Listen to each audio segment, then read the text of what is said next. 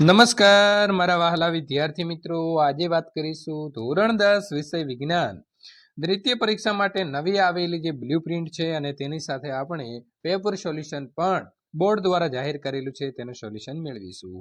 એ પહેલા ચેનલની અંદર પ્રથમ વખત આવ્યા છો તો મિત્રો ચેનલને સબસ્ક્રાઇબનું જે બટન છે તે ખાસ દબાઈ દેવાનું રહેશે.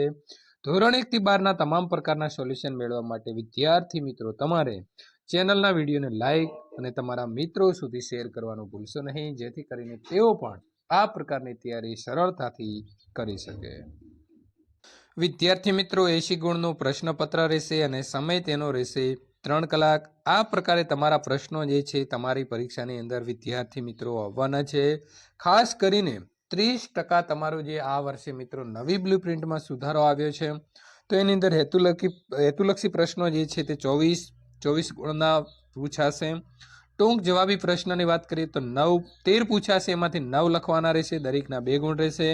ટૂંક જવાબી પ્રશ્ન મિત્રો 9 પૂછાશે, એમાંથી કોઈ પણ તમે 6 લખવાના રહેશે, જેના 18 માર્ક રહેશે.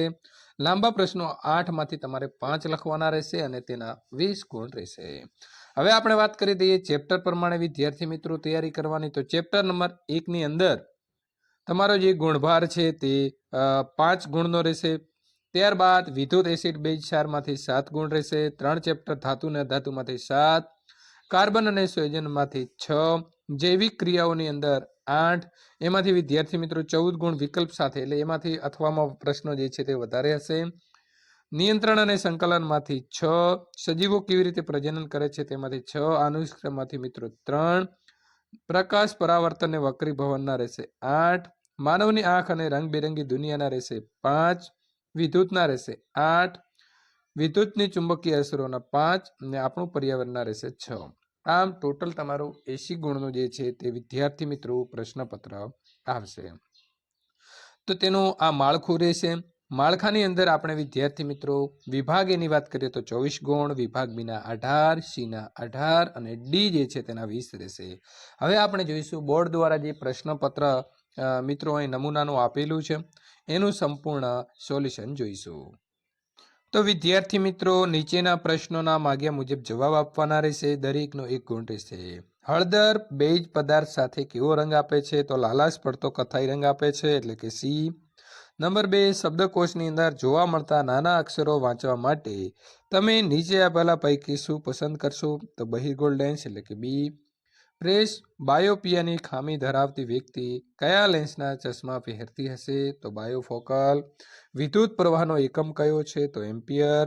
નંબર 5, નીચેનામાંથી કયા સંયોજનની અંદર OH ક્રિયાશીલ સમૂહ હોય છે? તો બ્યુટેનોલ. પાચન માર્ગની અંદર કયા ભાગનો ખોરાકનું સંપૂર્ણ પાચન થાય છે? તો નાના આંતરડાની અંદર સંપૂર્ણ પાચન જે છે તે વિદ્યાર્થી મિત્રો થતું હોય છે.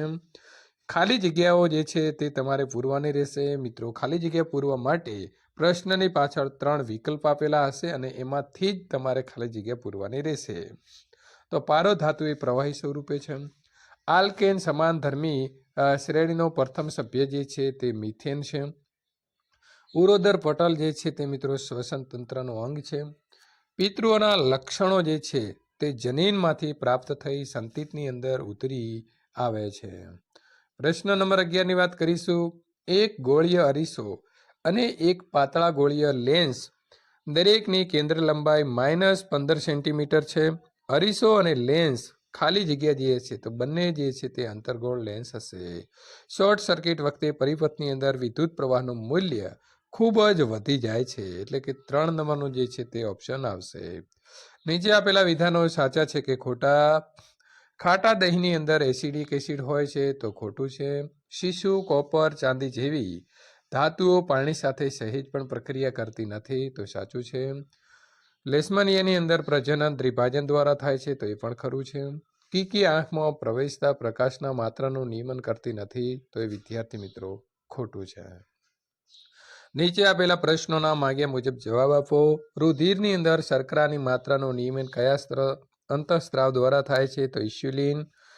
મેન્ડલના વટાણામાં પ્રયોગની અંદર બીજી પેઢી દરમિયાન મળતી સંતતિના બંધારણ ટીટી એટલે કે મિત્રો કેપિટલ છે, ત્યાર પછી કેપિટલ અને સ્મોલ ટી અને ડબલ ટી. આમાંથી પ્રભાવી બંધારણ અને પ્રચ્છન્ન બંધારણને અલગ પાડો. તો ટી જે છે કેપિટલ એ પ્રભાવી બંધારણ છે અને સ્મોલ ટી એ પ્રચ્છન્ન બંધારણ છે. નીચેની અંદર આપેલી બંધ બેસતી ન હોય તેવી જોડ શોધીને લખવાની છે. તો મિત્રો નેત્રપટલ પ્રકાશ સંવેદી પડદો છે તો સાચું. કનિનિકા સ્ફટિકમય લેન્સ તો એ ખોટું છે. અને કીકી કનિનિકા વડે રચાતી છિદ્ર જેવી રચના છે. ઓહમના નિયમનો ગાણિતિક સૂત્ર લખો તો V બરાબર IR. જોડકા જોડો.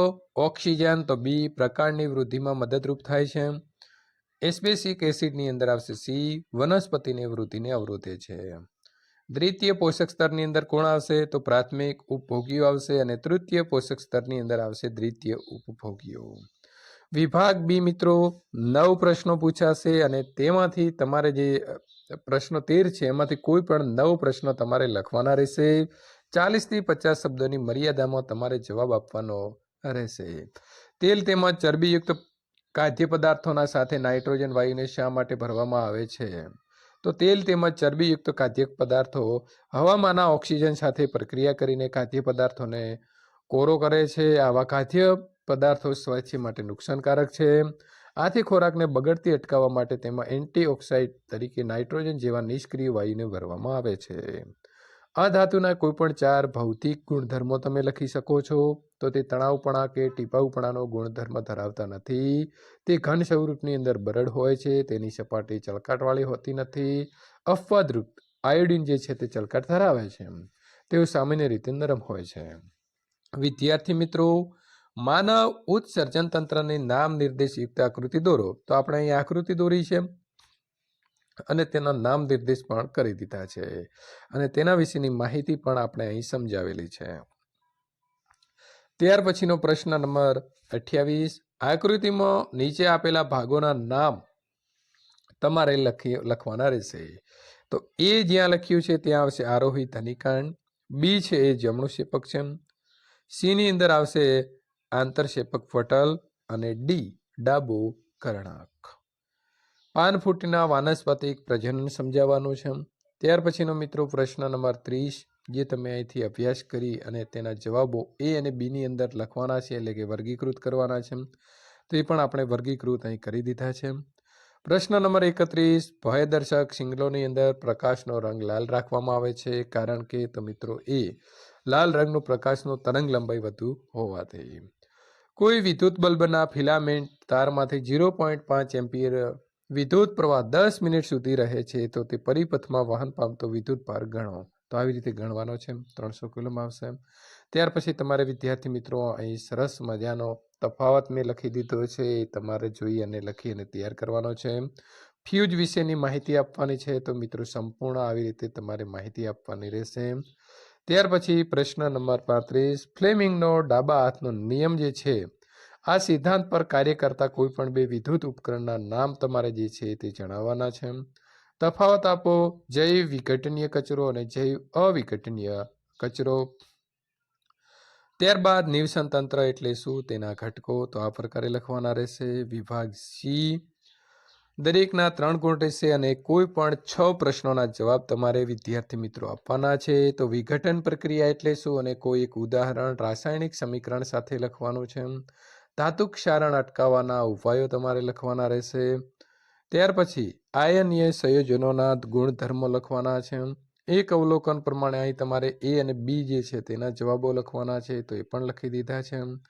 વિદ્યાર્થી મિત્રો અહીં પુષ્પના આયામ છેદની નામ નિર્દેશનયુક્ત આકૃતિ દોરી સપુષ્પી વનસ્પતિના લિંગી પ્રજનન સમજાવવાના છે. તો એ પણ વિદ્યાર્થી મિત્રો આપણે સમજાવી દીધા છે.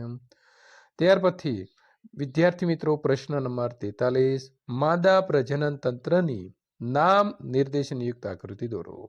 તો વિદ્યાર્થી મિત્રો એ પણ આપણે અહીં દર્શાવી દીધી છે અને જરાયુ એટલે શું એની પણ વ્યાખ્યા આપી દીધી છે.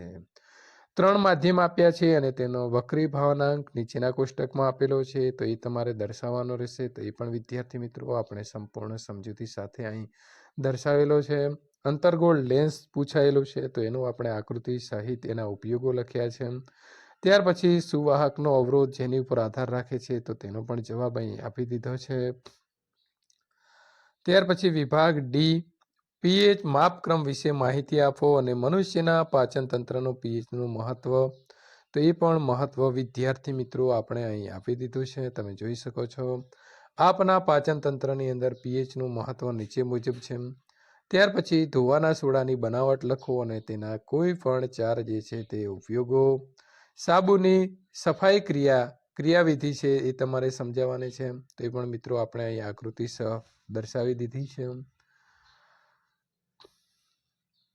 ત્યાર પછી આકૃતિમાં દર્શાવેલા ABCDના નામ નિર્દેશન કરવાનું છે. તો મિત્રો આપણે નામ નિર્દેશન એ છે યકૃત, બી ની અંદર આવશે જઠર, સી ની અંદર નાનું આંતરડું અને ડી મળદ્વાર. અને તેના ઉપયોગો પણ આપણે અહીં લખી દીધા છે. માયોપિયા એટલે કે લઘુ દ્રષ્ટિની ખામી અને તેનું નિવારણ. તો વિદ્યાર્થી મિત્રો સંપૂર્ણ સમજૂતી સાથે આપ્યું છે. ઘરેલું વિદ્યુત પરિપથ વિશે આકૃતિ, તો આકૃતિ દોરી અને તેનું પણ આપણે અહીં મિત્રો સંપૂર્ણ કેવી રીતે કાર્ય કર્યું છે તે લખી દીધું છે. ઓઝોન સ્તર વિઘટન કેવી રીતે પામે છે, તો એનો પણ મિત્રો જવાબ અહીંથી મળી રહેશે. અને છેલ્લો પ્રશ્ન છે તમારો, પોષણના પ્રકાર જણાવી અમીબાનું પોષણ સમજાવો. તો મિત્રો એ પણ તમને આકૃતિ સહ આપણે સમજાવીએ છીએ. તો વિદ્યાર્થી મિત્રો તમને વાર્ષિક પરીક્ષા, બોર્ડની પરીક્ષાની અંદર પણ આ પ્રશ્નપત્ર ખૂબ ઉપયોગી નીવડશે, તો ખાસ તૈયાર કરી લેવું.